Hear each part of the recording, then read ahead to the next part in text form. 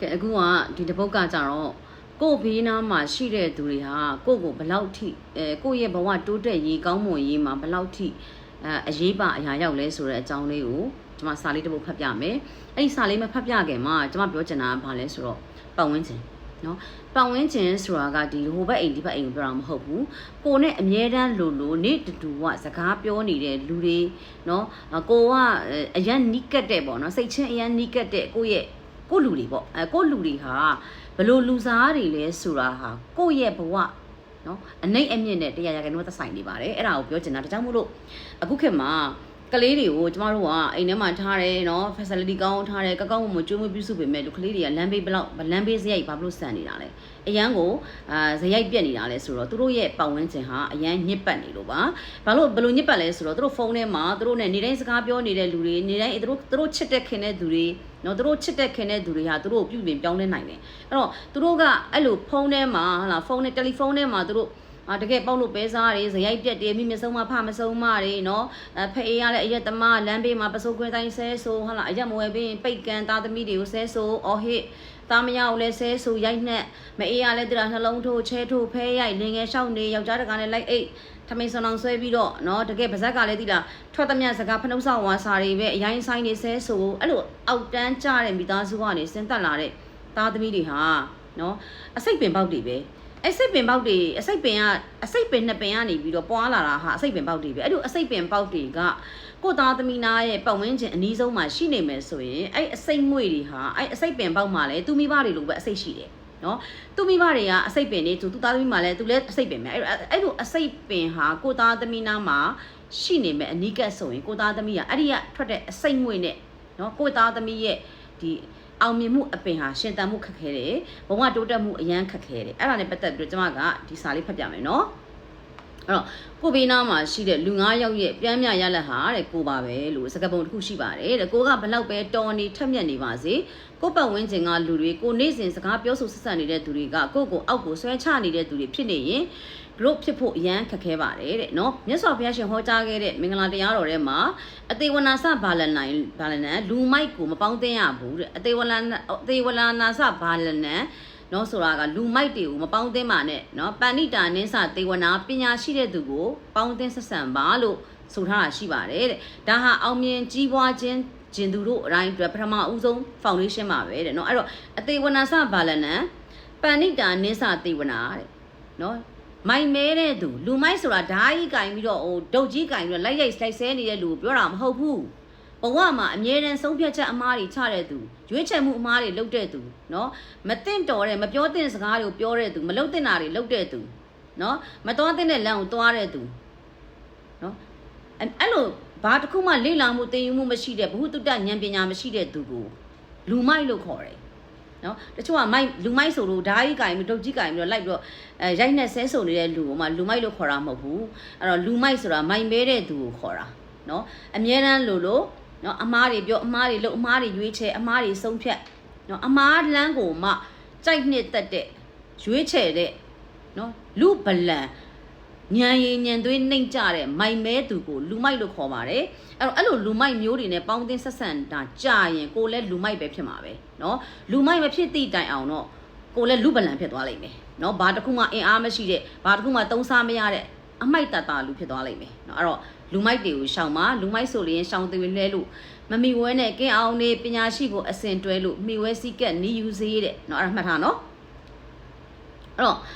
ကိုကရီမန်းချက်ကြီးတဲ့သူဖြစ်ချင်ပေမဲ့ကိုဘေးနားမှာကမင်းဟာဖြစ်ပါမလားကွာမလုပ်ပါနဲ့ဒါကိုမင်းအဲ့ဒါလုပ်ရင်မှားမှာပဲအဲ့ဒါတော့မလုပ်ပါနဲ့ဆိုတော့ဒီတားမြစ်ချက်ဟာစေတနာပါခြင်းမှပါမှာကိုအောင်မြင်မှာကိုမလိုလားတဲ့သူလည်းဖြစ်နေနိုင်တယ်ကိုရဲ့အောင်မြင်မှုကိုမနာလိုစိတ်နဲ့ဒီဟာကိုနော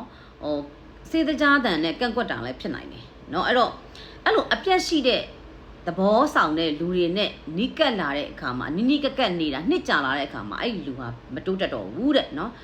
်အဲ့တော့ဒါကို psychology မှာ mirror nearest ဆိုတာသဘောတရားလို့ဆိုလိုပါတယ်လူဆိုတာကိုယ်ပတ်ဝန်းကျင်ကအပြုအမူအပြောဆိုစိတ်နေသဘောထားတွေကိုမတိလိုက်မတိပါတာအတူခိုးတတ်တယ်တဲ့နော်အတူခိုးမိတဲ့အတွက်ကူးစက်မိသွားတဲ့သဘောတွေရှိပါတယ် growth ဖြစ်ချင်ရင်ကိုယ့်ထက်တော်တဲ့သူကိုယ့်ထက်ဝရိယရှိတဲ့သူကိုယ့်ထက်အမြင်ကျယ်တဲ့သူကိုယ့်ထက်ပညာရှိတဲ့သူနော် ပညာရှိဆိုလို့ဒီနေရာမှာတစ်ချက်ထောက်အောင်ပဲဘွဲလက်မှတ်ဒီတခိုင်ခိုင်နဲ့ပညာရှိကိုခေါ်တာမဟုတ်ဘွဲလက်မှတ်ကလူတိုင်းမှာရှိတယ်ကျမအိမ်မှာအလုပ်လာလုပ်တဲ့အလုပ်သမားတွေမှာစီးပွားရေးတက္ကသိုလ်ကဘွဲရတဲ့သူတွေတော်တော်များတယ်နော်တစ်လောက်3သိန်းခွဲ2သိန်းနဲ့အလုပ်လုပ်နေတာသူတို့နဲ့ကျမအလုပ်လုပ်တဲ့အချိန်မှာ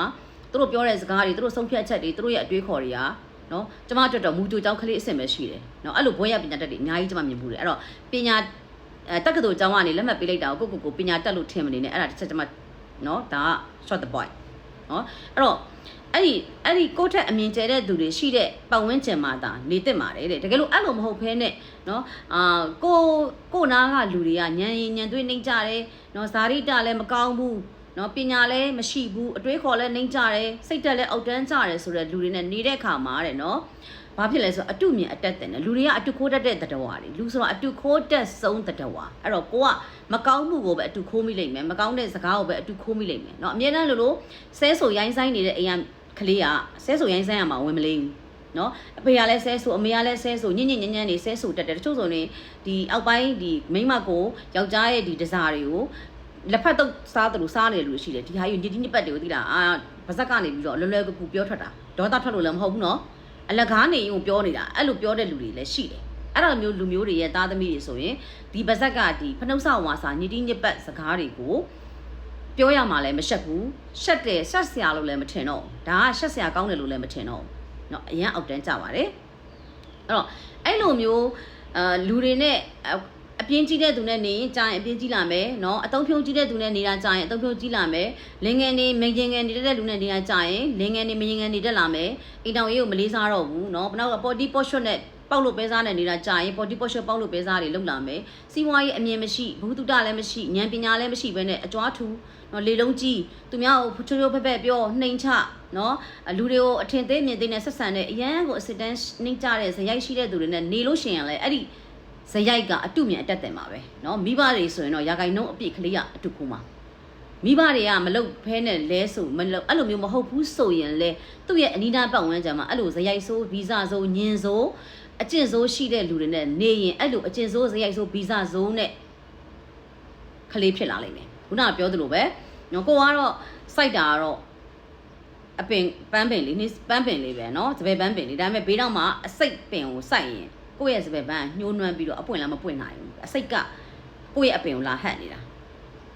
အဲ့တော့မိတ်ဆွေပေါင်းတင်းနေမှာတော့မှ2မျိုးရှိတယ်တစ်မျိုးကကိုယ့်ကိုပျော့အောင်ထားတဲ့သူတစ်မျိုးကကျတော့ကိုယ့်ကိုတိုးတက်အောင်တွန်းအားပေးတဲ့သူเนาะတိုးတက်အောင်တွန်းအားပေးတဲ့သူနဲ့နေမှသာကိုယ့်ဘဝကတိုးတက်တာတချို့ကအနိကတ်မနာလို့เนาะဘာလုပ်မယ်ဆိုမလုပ်ပါနဲ့အဲ့ဒါအဆင်မပြေဘူးမလုပ်တော့နဲ့အဲ့လိုမျိုးတွေလိုက်ပြောပြီးတော့ကိုယ့်ရဲ့အောင်မြင်မှုကိုခြေထိုးခံတဲ့သူတွေရှိတယ်เนาะအဲ့လိုအောင်မြင်မှုကိုခြေထိုးခံတဲ့သူတွေနဲ့နေရင်အဲ့ဒီအောင်မြင်မှုကိုခြေထိုးခံတဲ့သူဟာယောက်ျားပဲဖြစ်ဖြစ်သားသမီးပဲဖြစ်ဖြစ်သားသမီးကတော့မလုပ်ဘူးပေါ့เนาะယောက်ျားပဲဖြစ်ဖြစ်မိဘပဲဖြစ်ဖြစ်ညီကောင်မောင်နှမပဲဖြစ်ဖြစ်တငယ်ချင်းပဲဖြစ်ဖြစ်အဲ့လိုအောင်မြင်မှုကိုခြေထိုးခံနောက်ဇနီးများပဲဖြစ်ဖြစ်ပေါ့เนาะချို့ဇနီးများတွေရှိတယ်မိန်းမရုပ်တွေယောက်ျားရဲ့အောင်မြင်မှုကိုခြေထိုးခံပြီးတော့ယောက်ျားဟာထိုးလဲတာကိုဂုံယူတာဟာဘာမှအတုံးမကြောက်လေညှလိုက်တာလူစင်မမီဘူးလေစောက်ပြင်းလေနော်ဘာသုံးစားလို့မှမရဘူးဆိုတာကိုပြောချင်တာကိုယ်အိမ်အောင်ဘက်အတုံးမကြောက်ဘူးညံ့နေလူစင်မမီဘူးအဲ့ဒါကိုလူရှိမှပြောရတာကိုဂုံယူတက်တဲ့နော်အင်မတန်မှစိတ်တက်အောက်တန်းကြတဲ့အိမ်တောင်ဘက်တွေလည်းလောကမှာအများကြီးရှိတတ်ပါတယ်အဲ့လိုအိမ်တောင်ဘက်မျိုးတွေနဲ့တွေ့တဲ့အခါမှာလည်းအဲ့ဒီသူတို့ရဲ့ဇနီးမယားတွေသူတို့ရဲ့အိမ်တောင်လင်းယောက်ျားတွေကမတိုးတက်ဖဲနဲ့ဂျုံမယ်ဆိုရင်ပေါ့နော်ကိ